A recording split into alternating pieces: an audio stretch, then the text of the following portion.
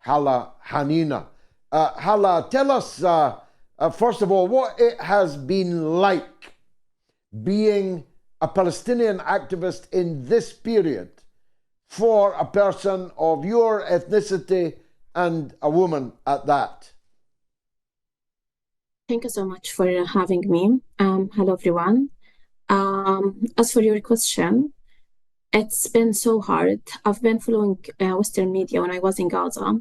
We had endured and witnessed like 6 aggressions before this genocidal campaign over Gaza. And in each of them, I wouldn't say I was satisfied, but I wasn't happy with the content of media and politicians that we usually were able to see while we were in Gaza. However, this is my first time to be here and at the UK when a genocidal campaign launched over my people, where Israel killed more than 35,000 Palestinians, 13,000 of them are children. And while I'm witnessing all of that horror happening, I was able also to witness the politician position with actually manipulating the truth and calling Israeli occupation, which is illegal, up to this country. This country regards Israel as occupying power and Palestine as occupied territories. However, at the same time, they claim that Israel have the right of self-defense over occupied civilians and Palestinians in Gaza. At the same time, I was able to see the silencing of mass media. So I've been like for 4 months, more than 4 months now, trying to being vocal and activist for my people in Palestine and Gaza to show the atrocities that Israeli occupation is committing. However, I was usually silenced by the mass media, and they are choosing, I would say, intentionally to prevent Palestinian voices from being heard by the British people, because if we were heard equally, then no one would not stand with us. Everyone would stand with justice, and everyone would stand with Palestinians in this occasion, and specifically at the genocidal campaign. So I can say that Well, this is you have a higher opinion of us than I do. Not quite everyone, I suspect. But what has been the most offensive part of the mass media's presentation of events to you as a young Palestinian woman? I would say the dehumanization, and I would give 2 examples. There was an occasion when a Palestinian girl, a 4-year-old Palestinian girl, was killed by the Israeli occupation forces. And the commenter, the person who was saying that, I will not mention the name of the news or the media agency, and they said that a 4-year-old woman was killed or died. Sorry, a 4-year-old Lady. Palestinian woman. Yes, lady. They called her a young lady. Young lady, Yes, a a young 4-year-old lady. child. Yes. And at the same time, they talked about Israeli soldiers, like female soldiers, who are all over the age of 18 to be allowed to be a soldier. They called them teenagers. So this type of dehumanization and unchilding of us and unhumanizing of Palestinians was, I would say, the worst bit of it. However, so many other incidents was made intentionally by the media were also very, very painful, like using wrong language, like attacking my friends. I have a friend, his name is Ahmed Naouq. He's been on multiple media because he's a journalist. And he was interviewed after he had his family, 21 person of his family, all of his immediate family are killed. His parent, his siblings, in-laws, and also 14 nieces and nephews. And in the media, he was actually attacked rather than being, you have to be compassionate, you have to be ethical with a person living a genocide, and every single one he knows and loves and care about is actually killed. But they have been attacking him and asking him insulting question as, were you close to them? And this is like, it was insane. Well, yeah, I we had Mr. Alanuk was a guest on this show, and Yeah. the journalists you referred to were on Sky News, who were demanding that he condemn Hamas after 21 members of his family had been wiped out the day before or the day before that when he was still grieving. It's unbelievable.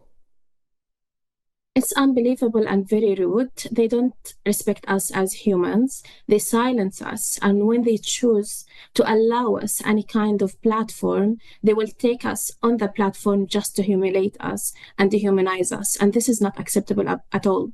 Like living the pain of having our people killed every single second. We're just sitting here, but at the same time where we are sitting here, our people in Gaza who have been evicted for at least each of them 5 times from the north to the Gaza City, from Gaza City to the Wusta or middle area, and then to the south, are now being killed, massacred in huge numbers and intentionally executed by the Israeli occupation forces. And no one is actually giving them the care they deserve to have.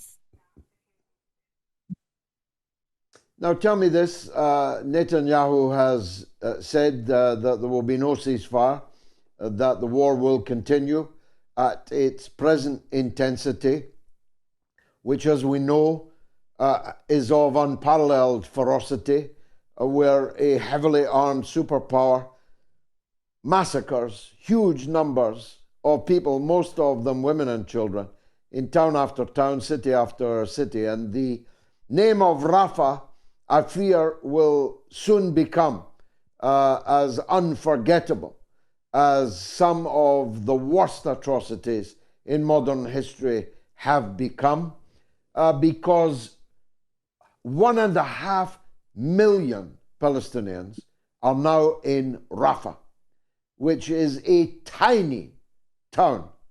They're there under sheeting, under corrugated iron, the lucky ones under tents, the unluckiest under the stars, in the cold, in the wind, in the rain, in the sea of infectious water that is flowing, sewer water and the rest. Rafah is hell on earth now, but Israel is planning to assault it, a full-scale assault. If that happens, it's going to be violence of unprecedented dimensions, even in the context of this genocide over the last 4 months, isn't it? Yeah, like just mainly to mention, David Cameron, when he was a prime minister, he have called Gaza years ago, 10 years ago, the largest open air camp or a prison camp in the world. And now Israel have made it, like they made it the prison camp, and now they're making Gaza a death camp. Gaza wasn't like that. Gaza, although it has been attacked by the Israeli occupation for multiple aggressions, it has been under siege and very strict blockade for years. However, we've never had any homeless.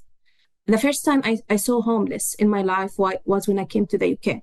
We don't have homeless people because whoever's house is like evicted or demolished by the Israeli occupation, we usually welcome them and put them in our houses or rent them a flat to stay in. So this is unprecedented situation, even for us, suffering for more than 75 years of occupation and colonization by the Israeli occupation. Israel have, at the beginning, said that the south would be safe and people have to cross at a safe corridors to go to the south from the north. And people who were able to do that, they have done that. However, Israel have actually bombarded them in the south and bombarded them in the north and at the safety corridor. And the worst thing, and imagining what's happening to Palestinians now in Gaza, is that the people who are massacred now, or the people who have been taken hostages and stripped naked and violated and captured in photos on social media by the Israeli illegal army, are actually the same people who are now at the tent finding no food and finding no shelter.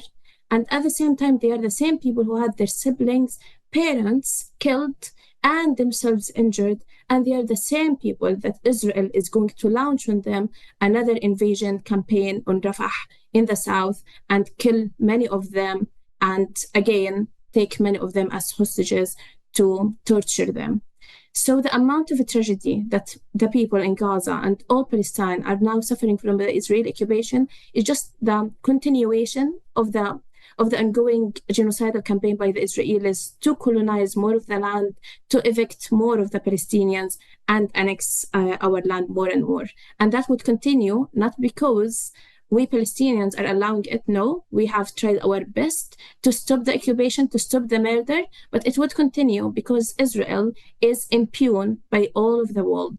The world, when saw Israel for the first time taken to the ICJ for ruling against them in a genocide, which is something huge, have never happened before in the history to Israel.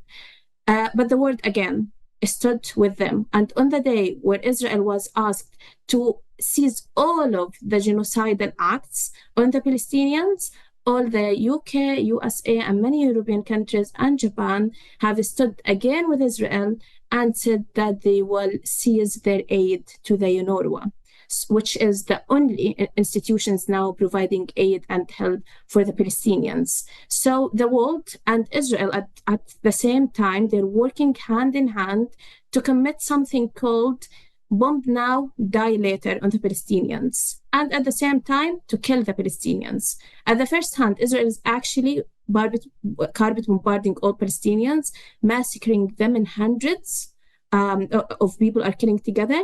And Israel, at the second hand, is strategically bombarding every place in Gaza Strip. More than 80% of all of our beloved and thriving infrastructure is now totally damaged. So Israel have made it in a context of bomb now, die later, by spreading infectious diseases, where more than around 1 million now are suffering from that, and lack of infrastructure of health and food and intentional starvation. So Israel and the international community, hand in hand, is killing the occupied Palestinians in front of the whole world in the worst revised genocide I and everyone have ever witnessed. And hopefully no one ever would have to witness something like that again.